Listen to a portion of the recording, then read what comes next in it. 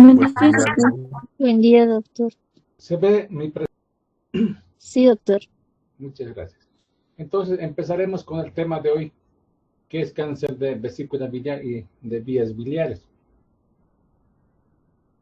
¿Sí?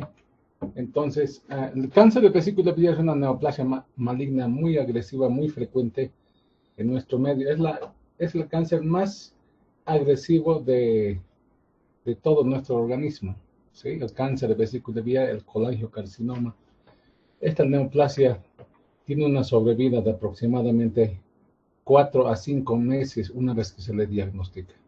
Generalmente las neoplasias son silenciosas y cuando ya se le diagnostica generalmente ya están en una fase muy avanzada. ¿Sí?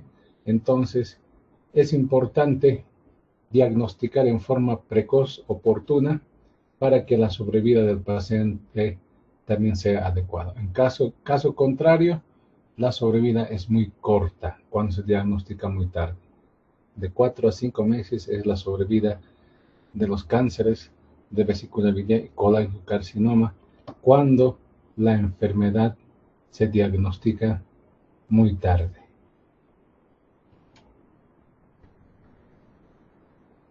En cuanto a la epidemiología, vean, el cáncer de vesícula biliar es más frecuente en mujeres en relación 3 a 1 respecto a hombres. Aparece generalmente entre la sexta y séptima década de la vida. ¿Sí? Es uno de los CEAs más frecuentes y ocupa el quinto lugar de los CEAs del aparato digestivo. Generalmente se encuentra en forma incidental durante alguna exploración física o cuando se solicita algún estudio de imagen de la cavidad abdominal o de la pared abdominal, ¿sí? Cuando solicitamos nosotros una ecografía abdominal, una ecografía de rastreo abdominal o por alguna razón lo hacemos y ahí se descubre que el paciente tiene un problema en la vesícula biliar con características neoplásicas y de esta forma muchas veces se encuentra esta neoplasia. Como dijimos, esta neoplasia al principio es silenciosa hasta que alcanza un tumor y el tumor invasivo cuando invade hígado, cuando invada duodeno, estómago, a la vena porta, recién se manifiesta clínicamente. Pero antes es bien silencioso el cáncer de vesícula biliar. Entonces, ¿cuándo se podría sospechar un cáncer de vesícula biliar? Cuando solicitamos una ecografía abdominal y encontremos una vesícula en porcelana, por ejemplo, pero asintomático. Una vesícula con lito único. Generalmente son litos de 1 o a 2 centímetros de diámetro que no dan ningún tipo de síntomas. Muchas veces estos pacientes dicen, doctor, mira, ya tengo litos, este lito hace 15, 10 años, te dicen, ¿no? Pero sin embargo no molesta. ¿Cuándo molesta? Cuando ya se transformó en neoplasia, pero ni siquiera en neoplasia inicial, cuando ya está en su estadio final, ¿sí? Cuando ya hay metástasis, recién da síntomas. ¿Sí? Muchas veces los pacientes con cáncer de vesícula biliar, cuando se diagnostica, son generalmente pacientes de 60, 70 años, y le preguntan, ¿hace cuánto tiempo tiene este cálculo? O esta vesícula con cálculo. Doctora, me detectaron cuando yo tenía 20 años, te dice, 25 años. Imagínense, ya pasó bastantes años. Por lo menos necesita un paciente cursar con una vesícula con lito único durante 15 años y recién se transforma en cáncer. ¿Sí? Si es más de 15 o igual a 15 años, puede haber cáncer. Entonces, la obligación de nosotros es orientar a este tipo de pacientes. Cuando se descubre en forma incidental cálculo en la vesícula biliar, cálculo único o vesícula en porcelana sin signos de sintomatología, hay que indicar al paciente que se debe operar antes que se transforme en una neoplasia. ¿Sí? En América Latina es más frecuente a nivel de Chile, México y Bolivia. ¿sí? El cáncer de vesícula biliar. En nuestro medio es bien frecuente el cáncer, ¿sí? Factores de riesgo. ¿Cuáles son los factores de riesgo? Hay factores demográficos, hay factores o anomalías de la vesícula biliar, exposición a tóxicos, infecciones, ¿sí? Infecciones. ¿Qué factores demográficos debemos tomar en cuenta? Primero es el latino, ¿sí? En América Latina es frecuente el cáncer de la vesícula biliar. También en los pakistaníes, indios, japoneses. Ser mujer, dijimos, es más frecuente en mujeres. La relación es 3:1. 3 en mujeres respecto a 1 de varones. Obesidad, ¿sí? Y tener estar entre la sexta y séptima década de la vida, ¿sí? Anomalías de la vesícula biliar. El 90% está asociada a una colestitis crónica litiásica, pero no es una vesícula con múltiples litos. Vean esta imagen, ¿sí? Son vesículas con lito único de aproximadamente de 1 a 2 centímetros generalmente. Si ustedes solicitan una ecografía hepatobiliopancreática o una ecografía abdominal, por alguna razón, hay pacientes que dicen, doctor, tengo dolor, necesitas una ecografía abdominal, descubres que tiene una vesícula de estas características, ¿ve? Una vesícula esclerotrófica con lito único, ¿sí? Y esta imagen de la vesícula, vean, hipocogénica con áreas hiperecogénicas, ya es sugestivo de un cáncer de vesícula biliar. Por eso, como les había indicado hace rato, generalmente los pacientes sabían que tenían una vesícula con lito único, pero no se operaron. ¿Por qué? Porque no tenían sintomatología. Por eso no se operan. Y van a ver pacientes, ustedes tal vez tienen algún familiar con esas características. Si no me molesta, te dicen, ¿no? Si no me molesta, ¿para qué me opero? Pero sin embargo, estas vesículas que no molestan, que no causan dolor, son las que pueden desarrollar cáncer de vesícula biliar a la larga. Muchas veces dicen, pues, doctor, hace años me descubrieron, hace 15, 20 años me descubrieron que tenía problemas de vesícula biliar, pero no me operé. Ahora sí, doctor, quiero que me opere porque me estoy poniendo amarillo, ¿ve? Están ictéricos. ¿Y cuándo están ictéricos? Cuando ya llegaba a 60, 70 años. Doctor, ahora sí quiero que me opere. Pero es tarde. Ya está metastizado a hígado. Está invadiendo vías biliares. Por eso ya está ictérico el paciente. ¿Sí? Ya es tarde, ya está en su estadio final. Como les dije, el cáncer tiene una evolución silenciosa hasta que es muy tarde. Recién se manifiesta clínicamente, ¿sí? Entonces, vesículas, ¿sí? Hay que tener cuidado, en vesículas esclerotróficas con lito único, vesículas en porcelana, ¿sí? Son factores que predisponen al desarrollo del cáncer de vesícula biliar. Anomalías en la unión biliopancreática, que favorece el reflujo pancreático, promueve secuencia de displasia carcinoma en epitelio biliar. ¿A qué se refiere esto? Se indica que el conducto Wilson, en vez de dirigir su flujo en sentido caudal, dirige el flujo en sentido cefálico. El jugo pancreático va hacia la vía biliar proximal. Y esto provoca esta secuencia de metaplasia, displasia y carcinoma, ¿sí? Otro factor que hay que tomar en cuenta son pólipos de la vesícula biliar.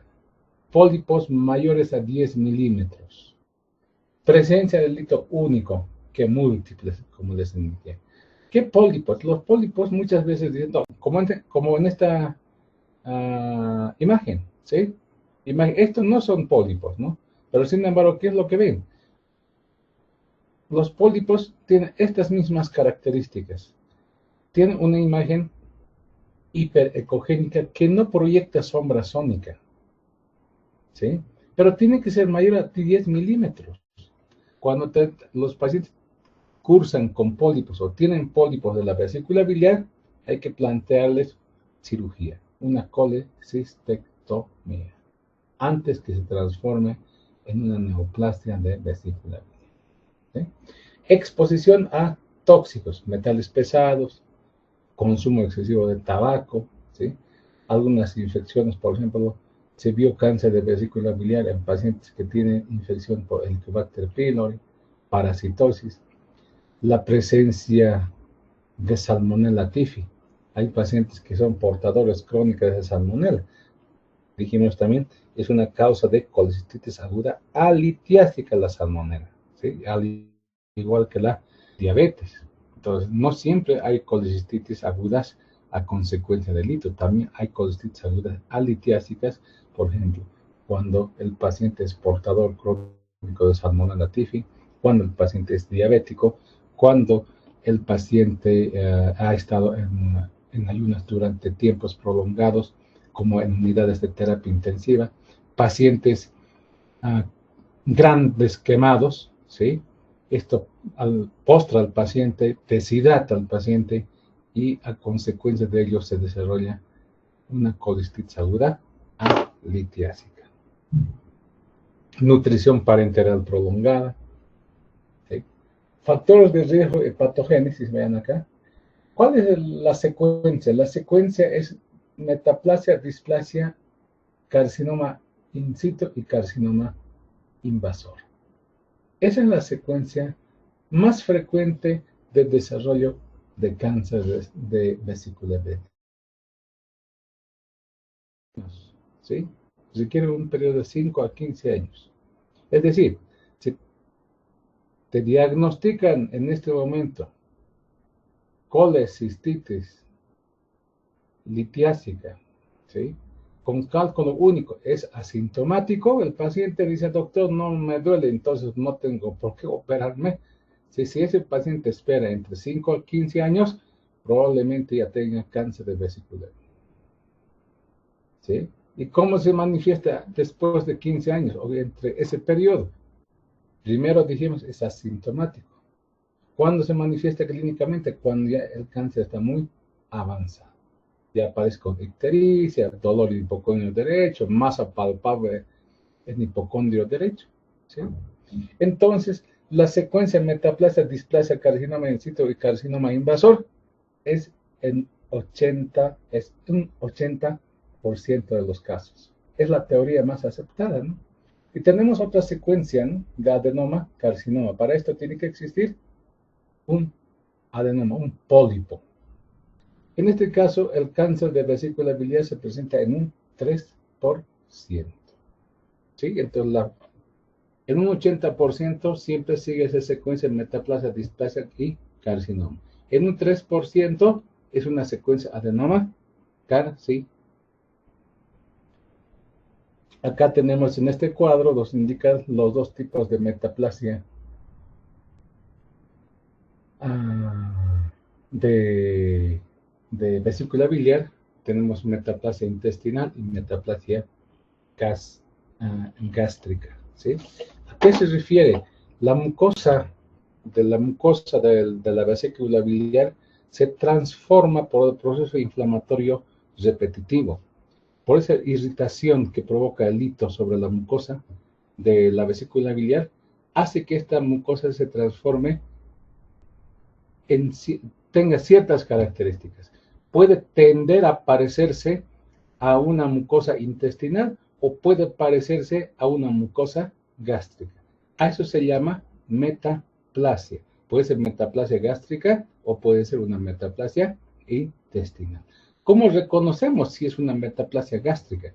Porque presenta células con mucosas claras y células fovio, ¿sí? Mientras, ¿cómo se ve una metaplasia intestinal? La mucosa, el epitelio columnar se transforma, ¿sí?, en una mucosa muy parecida al del intestino delgado o al intestino grueso. ¿Qué presenta entonces? Presenta vellosidades, células en borde de cepillo, Entonces, si tú ves este tipo de alteraciones del epitelio columnar, que es normal de la vesícula biliar, a un epitelio que se parece al intestino delgado o al intestino grueso, se llama metaplasia intestinal. O se parece a un epitelio de estómago, se llama metaplasia gástrica.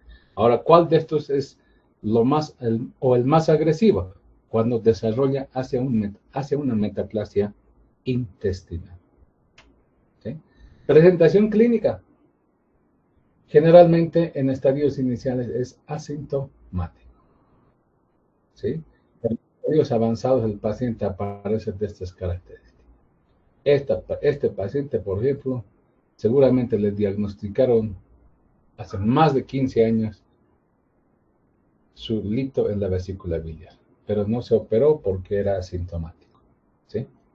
Ahora, pues aparece con estas características, ¿no? Recién acude al médico después de más de 15 años uh, pidiendo cirugía, porque ya le duele a nivel de hipoconio derecho, porque se está poniendo ictérico, ¿sí? Hay coluria, acolia, náuseas, vómitos, anorexia, pérdida de peso, masa palpable de hipoconio derecho, recién acude, pero sin embargo ya está en estadios muy avanzados, donde la cirugía ya no es, ya no ofrece ningún tipo de tratamiento al paciente. Solo se transforma en un auxiliar diagnóstico.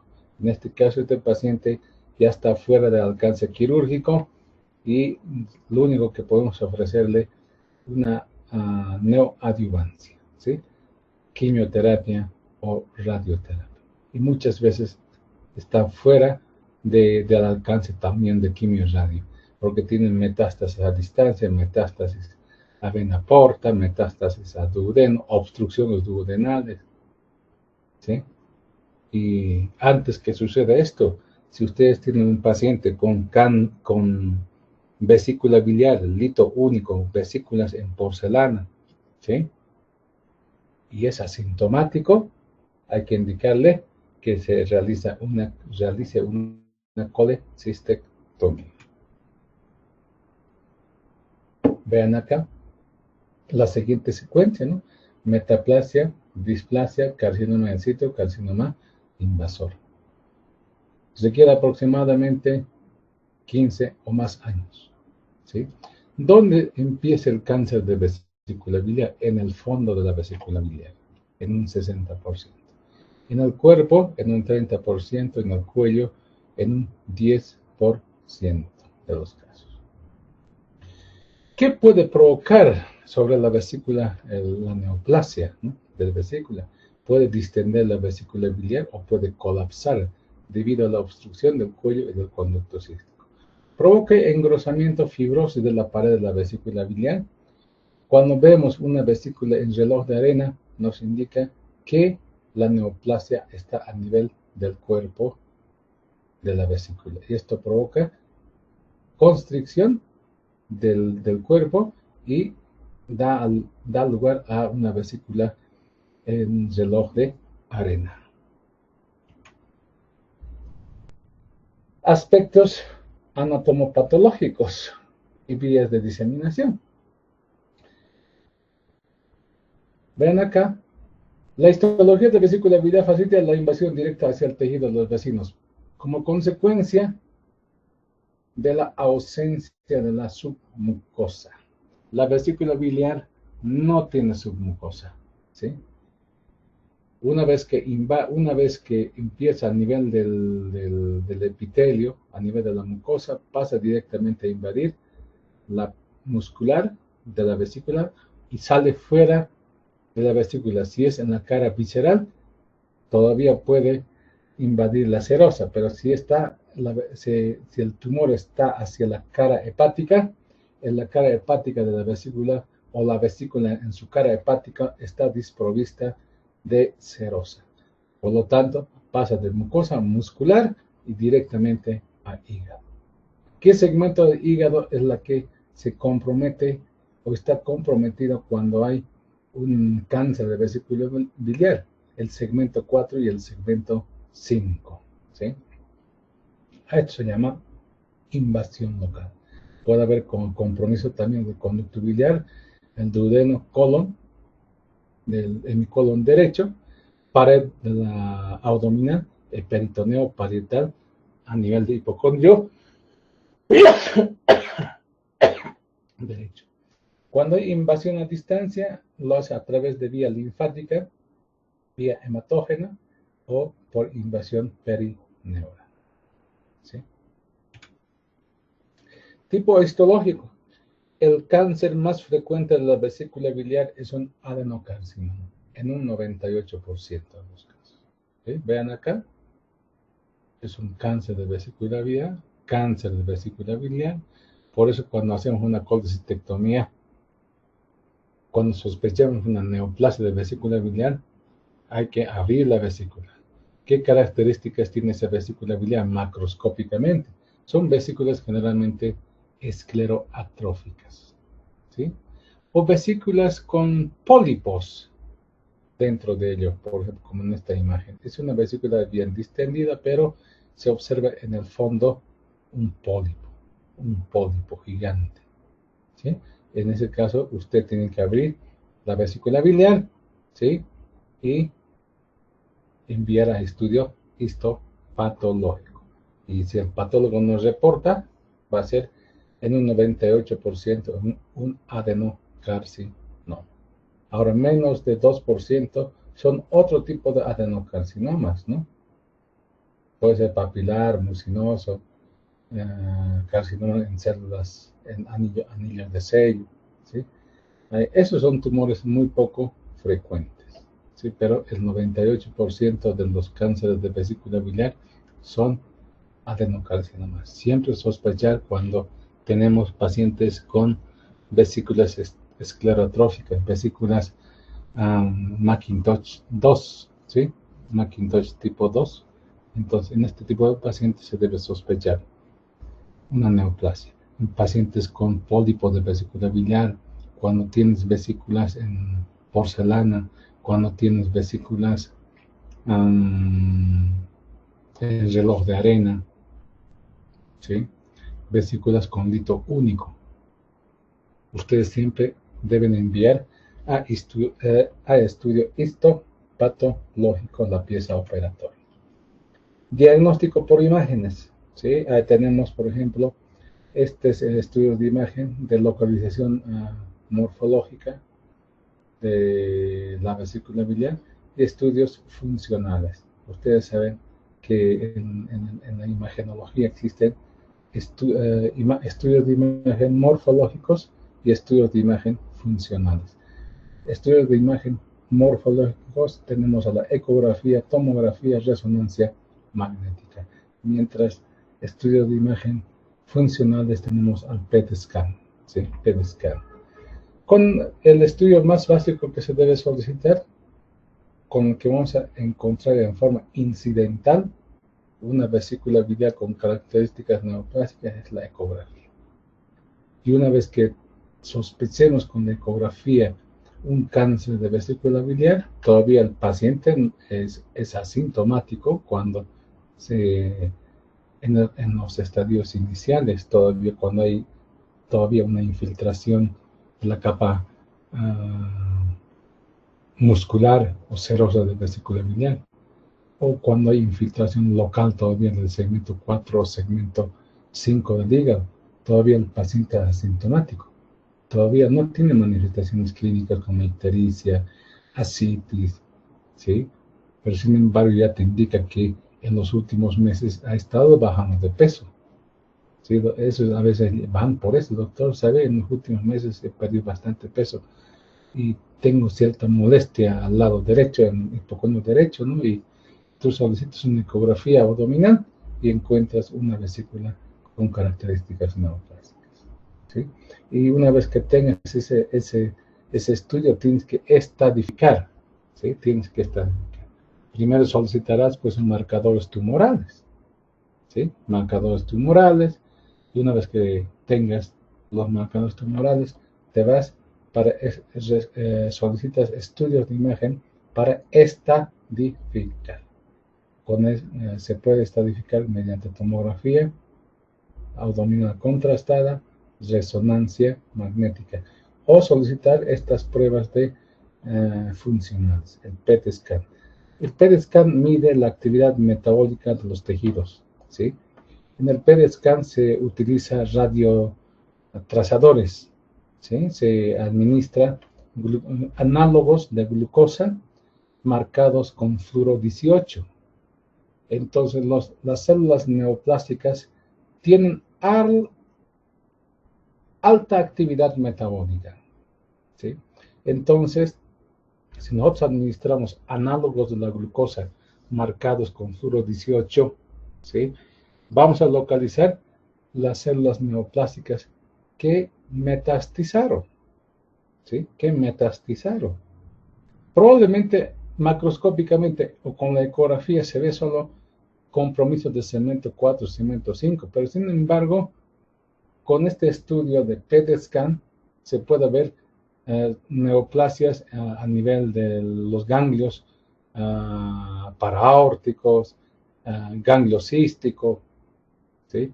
Entonces, este estudio sirve para localizar metástasis. Mide la actividad metabólica de los tejidos, el PET scan. Es un estudio funcional. También sirve este PET scan para seguimiento postquirúrgico de los pacientes con cualquier tipo de neoplasia. En este caso, de neoplasia de vesícula biliar. Si tienes un paciente con neoplasia de colon, paciente con neoplasia de estómago o de vías biliares, lo operaste y para hacer seguimiento postquirúrgico, para saber si existe una buena respuesta a la quimioterapia o a una radioterapia, solicita un estudio con PET scan. ¿Por qué? Es un estudio funcional que mide la actividad metabólica de los tejidos, especialmente de las células neoplásicas, ¿sí?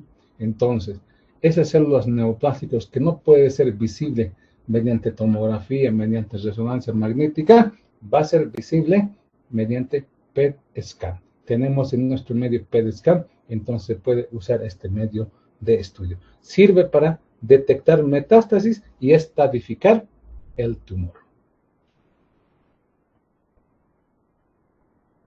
Vean acá, durante el diagnóstico, en un 10% ya está localizado en la vesícula biliar, pero en un 60% ya tiene extensión hepática el tumor. En un 45% cuando se diagnostica hay metástasis linfáticas regionales. En un 20% hay metástasis extrahepáticas a distancia, ¿sí? Cuando se diagnostica. Cuando se diagnostica, dijimos, es cuando el paciente ya está en su estadio muy avanzado. Estadificación. Existen dos clasificaciones para estadificar el cáncer de vesícula biliar. La clasificación actual es el TNM, ¿sí? Pero tenemos una clasificación antiguita, el NEVIN, que todavía está vigente. Es una clasificación muy sencilla, ¿sí? Que nos indica la invasión en cuanto a la profundidad y la diseminación del tumor fuera de la vesícula biliar, ¿sí? Vean, en etapa 1, en estadio 1, hay invasión de la mucosa. En etapa 2 hay invasión de la mucosa y muscular. En etapa 3, invasión transmural, ¿sí? Llega hasta la serosa. Y en estadio 4, la invasión transmural más el ganglio cístico. En etapa 5 hay invasión a hígado, enfermedad metastásica. Es una clasificación, vean, es una clasificación bien sencilla, la de Nevin, y es fácil de aprenderse, ¿sí? Tenemos la otra clasificación, el TNM, ¿sí? Esta clasificación un poquito más compleja, pero si nosotros analizamos el TNM hasta el estadio 2, ¿sí? Son operables.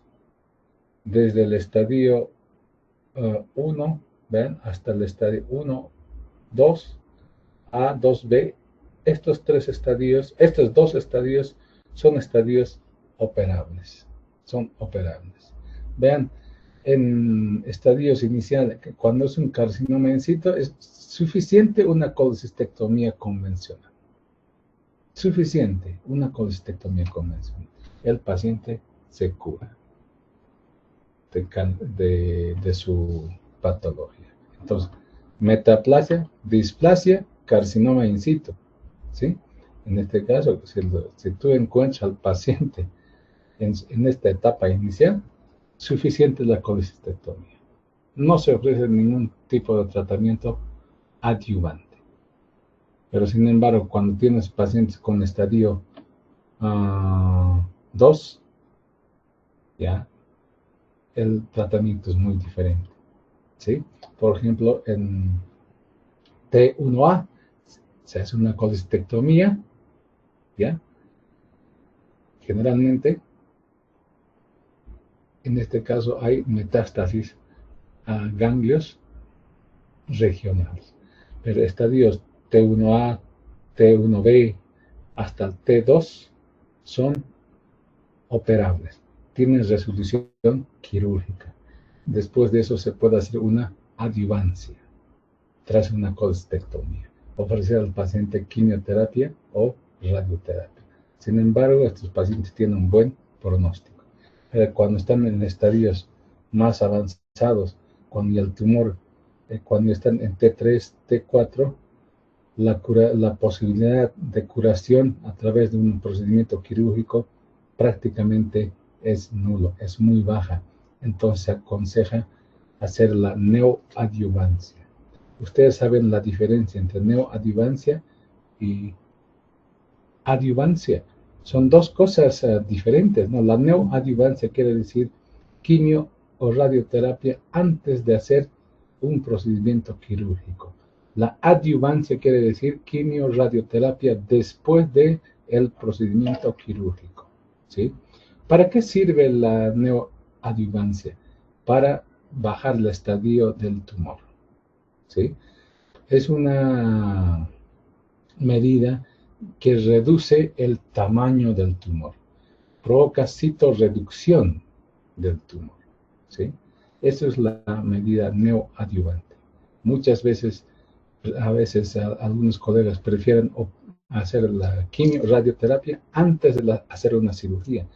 En tumores muy grandes, en tumores que comprometen grandes vasos, por ejemplo. Si tuviésemos un tumor de la vesícula biliar que compromete vena porta, ¿sí? Vena porta, entonces teníamos que hacer primero, o vena cava, primero teníamos que hacer una medida neoadyuvante, reducir el tamaño del tumor. Una vez que se reduce el tamaño del tumor, se hace la colecistectomía o se planifica algún tipo de intervención quirúrgica. El tratamiento quirúrgico, ¿sí?, más linfadenectomía seguida de quimioterapia es la más adecuada, ¿sí? La quimioterapia mejora la supervivencia del paciente, ¿sí? Y la radioterapia es poco útil en neoplasias de vesícula biliar. Colangiocarcinoma. Es un tumor epitelial que se origina en el árbol biliar, frecuentemente en el sexo masculino, entre sexta y séptima década de la vida. Vean acá, colangiocarcinoma, en el epitelio del árbol de la vesícula biliar.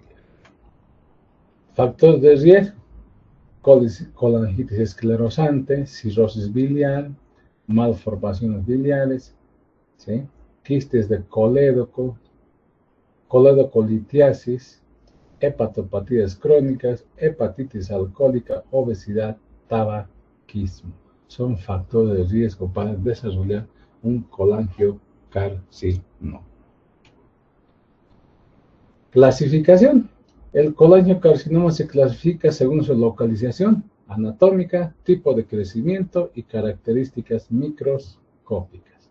La clasificación anatómica es un colangio. Se puede dividir en dos grandes grupos: colangiocarcinomas intrahepáticos y colangiocarcinomas extrahepáticos. Intrahepáticos, cuando comprometen vías biliares intrahepáticas. Se hace extrahepático cuando estas vías biliares se unen o forman el hepático derecho, hepático izquierdo, hepático común y finalmente desembocan en el colédoco y duodeno. Entonces, las vías biliares intrahepáticas es por encima de hepático derecho y hepático izquierdo, ¿sí? Entonces, ¿cómo se desarrollan las vías biliares intrahepáticas? En el lóbulo derecho, ¿sí? En mi hígado derecho, ¿sí? Hay el segmento 5, el segmento 8, el segmento 6, el segmento 7. El 5 y 8 desembocan en una vía biliar llamada la vía biliar intrahepática anterosuperior, ¿sí? Anterosuperior, como en esta imagen. Es la vía biliar anterosuperior, ¿sí? Anterosuperior, que drena el segmento 5 y el segmento 8. La vía biliar intrahepática postero-inferior drena el segmento 6 y el segmento 7. El segmento 6 y segmento 7. El segmento 7 y el segmento 6 son posteriores, mientras las anteriores, el 5 y 8, son anteriores. Entonces, ambas ramas, anterosuperior y posterior inferior, se unen para formar el hepático derecho. Cuando forman el hepático derecho, ya es una vía biliar extrahepática.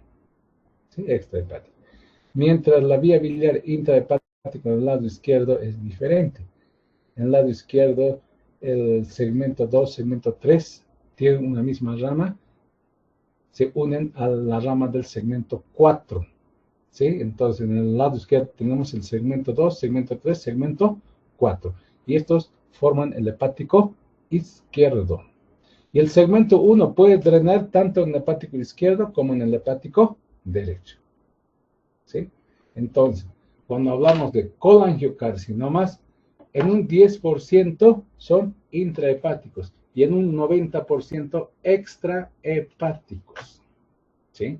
Colangiocarcinomas, 90% son extrahepáticos y un 10% intrahepáticos. ¿Sí? Ahora, de estos, el más frecuente de los tumores extrahepáticos de un colangiocarcinoma extrahepático es el tumor periliar de Klatskin. El tumor de Klatskin, periliar, están en la confluencia de los hepáticos a nivel de hepático común. Obstruye el hepático común. Es el más frecuente de los tumores de los colangiocarcinomas extrahepáticos. ¿Sí? Después tenemos, segunda en frecuencia, los colangiocarcinomas distales. ¿Sí? Colangiocarcinomas distales.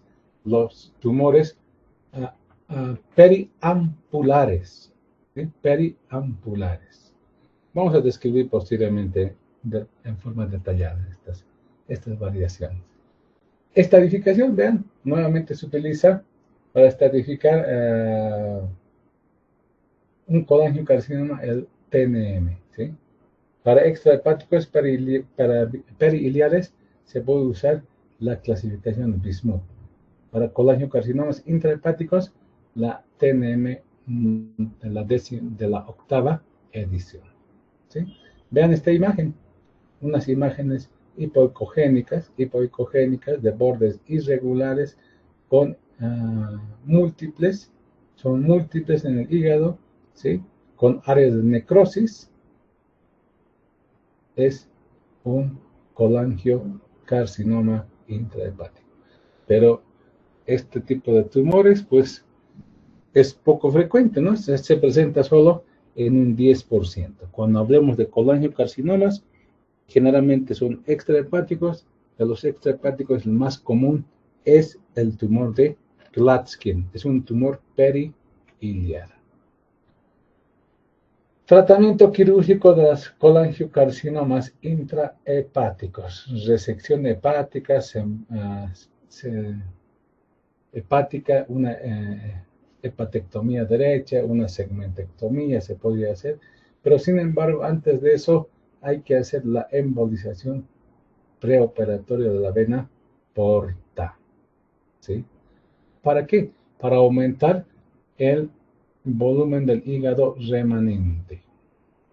Si yo, como en esta imagen, si tenemos un paciente con colangiocarcinoma en mi hígado derecho, en mi hígado derecho, si yo quiero hacer una hepatectomía derecha, ¿sí? Sin hacer que el hígado izquierdo sano aumente de volumen, este paciente se va a morir en el postoperatorio por una insuficiencia hepática. Entonces, para que no desarrolle una insuficiencia hepática, se debe hacer se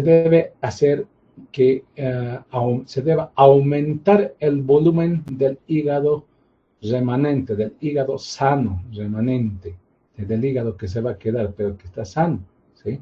Pero sin embargo, ¿cómo se hace el aumento del volumen? ¿Cómo se puede hacer? Mediante embolización de la vena porta, ¿sí?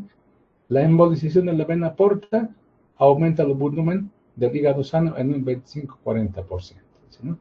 El ALPS también, el ALPS, ¿sí? La ligadura de la vena porta para hepatectomías en dos tiempos, en dos etapas, por ejemplo. Entonces, el ALPS, ¿en qué consiste? En la primera etapa se liga la rama porta derecha para dirigir el flujo sanguíneo al hígado sano. Entonces, el hígado sano se hipertrofia, va a ser más grande y por lo tanto va a suplir la función del hemihígado derecho, ¿sí? En la segunda fase se extirpa el lóbulo tumoral, o sea, el hígado que tiene compromiso tumoral, tras verificar mediante imagenología un aumento del hígado remanente mayor a 40% en hígados patológicos y se debe requerir un aumento de 25-30% cuando tienes un hígado sano. Entonces, vean, hay estos tipos de procedimientos, el ALPS, la embolización portal, ¿sí? Para aumentar el volumen del hígado remanente, ¿sí? De esta forma, en el postoperatorio, el paciente no muere por una insuficiencia hepática. En el caso contrario, si tú no prevés este tipo de complicaciones, no haces una embolización a la vena porta previamente, no le sometes a ALPS a un paciente, ¿sí? Con ligadura de la vena porta antes de una hepatectomía derecha o antes de una hepatectomía izquierda, pues tu paciente en el postoperatorio va a tener deceso por insuficiencia hepática. Clasificación de Bismuth-Corlett. Estos son para neoplasias, para colangiocarcinomas extrahepáticos, especialmente para el tumor de Klatskin, ¿sí? Para el tumor de Klatskin. Vean acá, cuando el tumor afecta solo a la confluencia de los hepáticos, está confinado el tumor al hepático común, es el Klatskin tipo 1, ¿sí? Cuando ya afecta, vean, compromete tanto hepático derecho, hepático izquierdo, ¿sí? Tipo 2, cuando afecta el lado derecho, tipo 3, cuando afecta el lado izquierdo, 3B, o cuando afecta ambos lados, tipo 4. Y cuando afecta tanto derecho, izquierdo, hepático común, tipo 4 también, ¿no? Entonces, vean, estos son la clasificación Bismuth-Corlett, la que se puede usar para los colangiocarcinomas de la vía biliar proximal. Colangiocarcinoma extrahepático del tercio medio. Es poco frecuente el tumor del tercio medio de la vía biliar. ¿Sí? Se presenta en un 10% de los casos, ¿sí? Muy poco frecuente. La que se presenta en un 70-80% de los casos de los tumores extrahepáticos es el tumor de Klatskin, seguido de tumores periampulares, es decir, un colangiocarcinoma distal. Tumor de tercio medio, poco frecuente, se presenta en un 10% de los casos, 1 a 2 pacientes por cada 100.000 habitantes. ¿Sí? Etiología: éstasis biliar, anomalía de la unión biliopancreática. Como dijimos, el conducto de Wilson, en vez de enviar su flujo con su jugo pancreático hacia la parte distal, tiene una mala inserción, mala implantación en el colédoco, y el flujo del jugo pancreático puede dirigirse en sentido cefálico, y esto irrita la mucosa el epitelio, de la vía biliar principal, y a la larga puede desarrollar un colangiocarcinoma. Pacientes con coledocolitiasis, pacientes con quistes de colédoco, también son factores de riesgo para desarrollar colangiocarcinoma extrahepático, un colangiocarcinoma del tercio medio. Colangitis esclerosante, adenomas de la vesícula biliar, síndrome de Lynch, ¿sí? Son factores predisponentes. Clasificación de colangiocarcinoma del tercio medio. Microscópicamente, el 95% son adenocarcinomas mucinosos, ¿sí? En un 95% son adenomas mucinosos, con invasión perineural y diseminación a los ganglios linfáticos regionales. Macroscópicamente pueden tener 3 variedades, o pueden presentar 3 patrones de crecimiento, ¿sí? Una nodular, ¿sí? Expansivo en un 40%, y otro esclerosante tipo periductal infiltrante en un 8 a 20%, y papilar intraductal en un 8 a 14%. ¿Sí? Esas son las 3 formas de presentación del carcinoma, colangiocarcinoma de tercio medio, en forma macroscópica. Pero en un 95% de los casos son adenocarcinomas mucinosos. ¿Sí? Colangiocarcinoma de tercio medio. Clínica: obstrucción. Clínica obstructiva. Ictericia del paciente, ¿sí? Ictericia del paciente. Los pacientes tienen un tinte ictérico en forma generalizada, como en la imagen anterior que vimos, ¿sí? Y tienen múltiples escoriaciones en la superficie cutánea por irritación de sales biliares a nivel de las terminaciones nerviosas, ¿sí? Entonces, estos pacientes tienen mucho prurito, por lo tanto, se comienzan a rascar y provocan escoriaciones en la superficie cutánea, ¿sí? ¿Cómo se la diagnostica?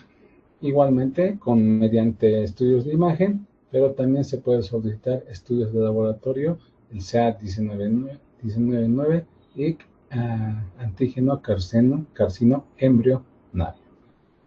El estudio gold estándar para valorar, para estadificar un colangiocarcinoma es la colangiografía por resonancia magnética, ¿sí?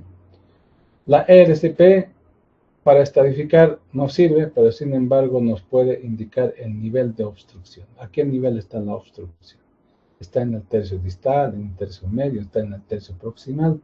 Necesitamos una colangiopancreatografía retrógrada endoscópica, pero no es con fines diagnósticos, no es para estadificar el colangiocarcinoma, ¿sí?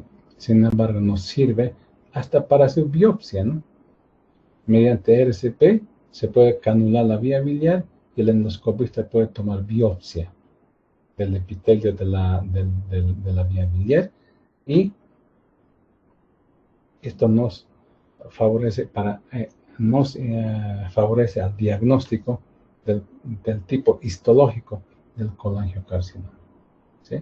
Ahora, si tú quieres estadificar el colangiocarcinoma, hay que hacer una colangiografía por resonancia magnética. Es un estudio gold estándar para estadificar los colangiocarcinomas, tanto del tercio proximal, tercio medio y tercio distal.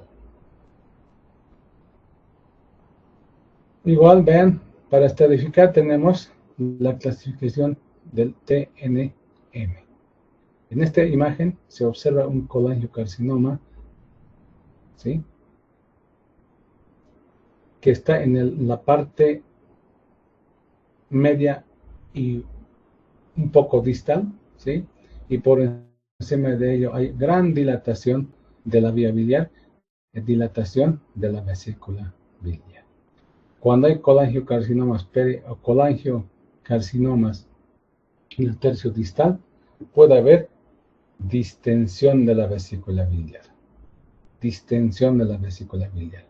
Muchas veces la vesícula biliar es palpable en el hipoconio derecho, y cuando son pacientes muy delgados, todavía es visible la distensión.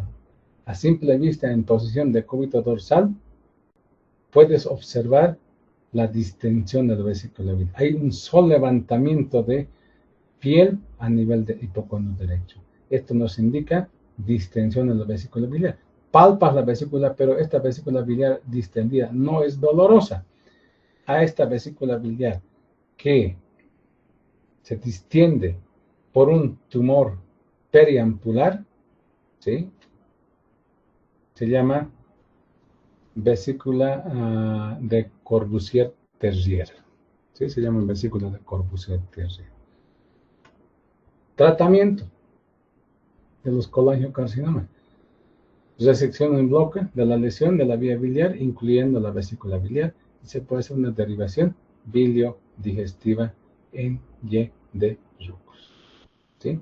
Pero esto en estadios iniciales. Pero si tienes un paciente con estadios avanzados, ya el tratamiento quirúrgico ya es un auxiliar diagnóstico, ya no es curativo, ¿sí? En estadios iniciales el procedimiento quirúrgico puede ser curativo, pero en estadios tardíos el procedimiento quirúrgico ya se transforma en un auxiliar diagnóstico, ya no curativo.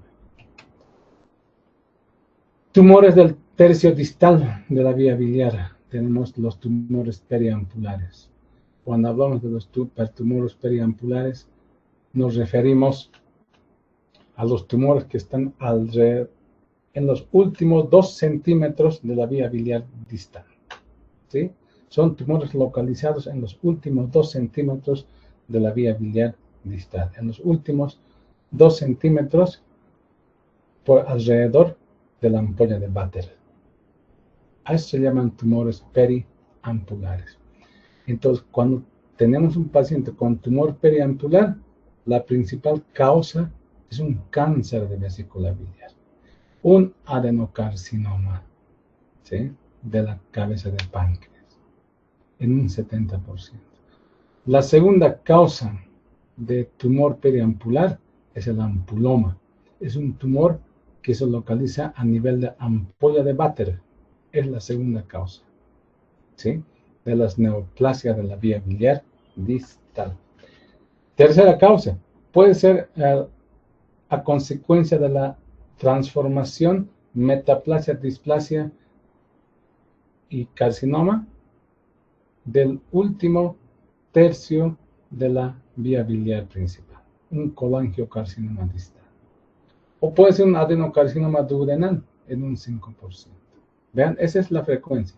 Entonces, cuando hablemos de un colangiocarcinoma distal, ¿sí?, un tumor del tercio distal de la vía biliar, hay que pensar en un tumor periampular. ¿Cuál es la principal causa del tumor periampular?